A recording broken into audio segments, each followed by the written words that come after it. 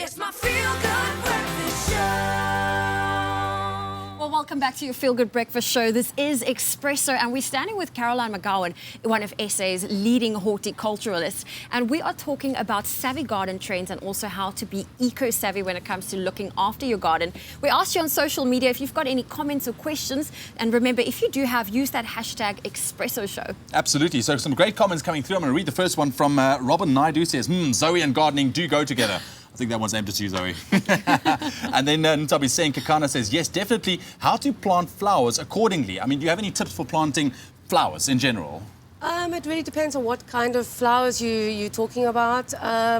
Make sure that the plant that you're choosing is in the right position, in the sun or the shade, and it's getting the right water requirements and the right soil requirements. Well, the best thing is also if you do buy a plant, it gives you instractions. It tells you how much sunlight it needs. So that's also a nice way to go about it. That's it. Or just phone Caroline. She will tell you. Exactly. Famida Nana says, I live in a flat with a very small balcony.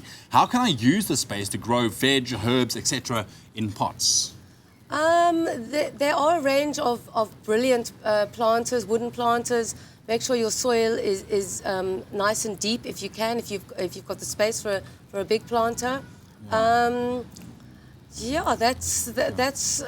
you know, you really have to worry about how much space you've got and plant accordingly. Exactly. So get yourself a nice little planter box that maybe fits onto your balcony, and then with some good soil, and obviously you can mix your planting as well. Lettuce with herbs. There are some smaller growing herb varieties.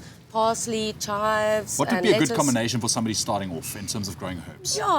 Parsley, chives, coriander, lettuces, cut and come again. Lettuces are really good. Yeah. I've come to learn that you shouldn't grow mint with your other ones because they kind of spread everywhere. Mint likes a lot of water. Okay, there we go. A lot of water, right? And it's a last comment from Jubaida Solomon says, yeah, would love to learn more. I love gardening. Well, I hope you learned something this morning, my man. Thank you so much for all your comments and questions. Really appreciate it.